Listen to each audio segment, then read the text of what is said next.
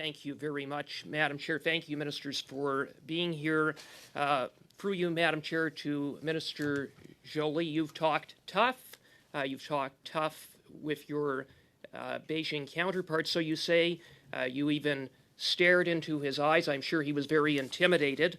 And now we learned today, or yesterday in the Globe and Mail very conveniently, that a visa was denied of a diplomat who wanted to work at the Canadian Beijing embassy. One visa, is that it? One visa? How many visas have been denied? Just one? So I won't comment on your question, and particularly the beginning, because I think it's actually the tone. I'm going to pause time. I'm pausing time. I'm pausing time. Our approach here is very important. So I would just say be mindful.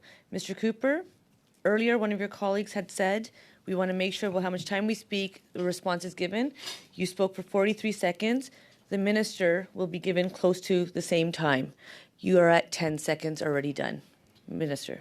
Thank you. Well, Mr. Cooper, you would know China because you went to China as a parliamentarian in the past. And so, therefore, I think you would understand that when we fall into too much partisanship, we're falling into China's trap, which is trying to sow division in many democracies. How many visas of Beijing diplomats have been denied? Is it just one? How many? I can give you under my watch. What I can tell you is that there was a visa that was not granted back this fall. And so one.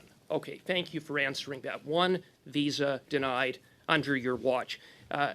Minutes ago, I just wanted to. No, it's my time. No. But Madam Chair, my time is limited, and I'm going to ask for my you to question. understand. Minister, okay, pause. I just want to make sure that we all understand Minister that it's Joly. a diplomatic visa. So it is a diplomatic visa. Obviously, we have visas for the Chinese community. My question was prefaced on how many diplomatic visas. One. You've answered that question. You said moments ago that Beijing's ambassador Kong has been summoned on many occasions.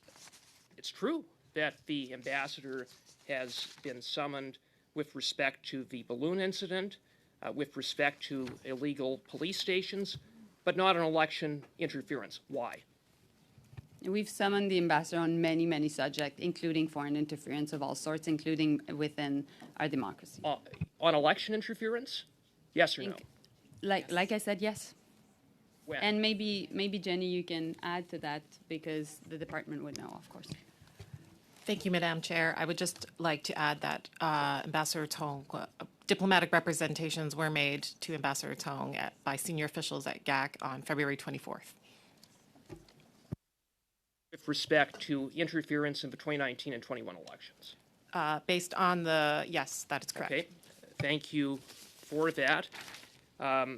Madam Minister, it's been more than 6 months since we learned of illegal police stations operating in Canada by Beijing. We just learned in the last 24 hours that there are 2 operating in Montreal, one in Brossard, one in Montreal, within 30 minutes of your riding.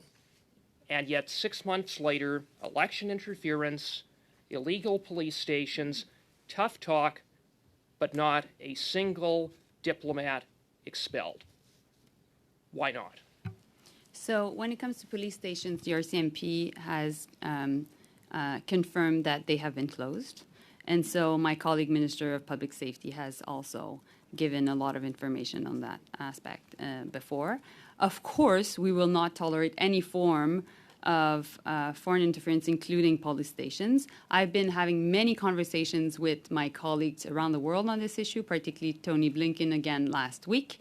And we will work within the Five Eyes to identify any form of foreign interference, including one visa denied, not a single diplomat expelled, hardly the actions of a government that takes Beijing's interference seriously. Minister, when you last appeared before this committee on December 13th, you said repeatedly, unequivocally, but you had no information about Beijing's interference in the 2019 and 21 elections. How is it that the Globe and Mail and Global News have information based on their review of CSIS documents about significant interference by Beijing in the 2019 and 21 elections, but you, as Minister of Foreign Affairs, know nothing? How is that possible?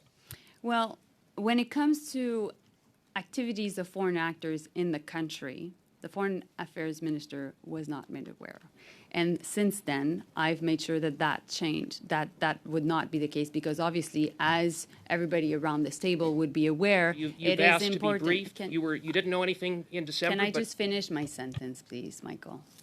So obviously, in the context, as colleagues around this table would agree, as Minister of Foreign Affairs, I need to make sure that I have access to that information in order to conduct our diplomatic relationships in a good way, in Thank you. Canadians' interest.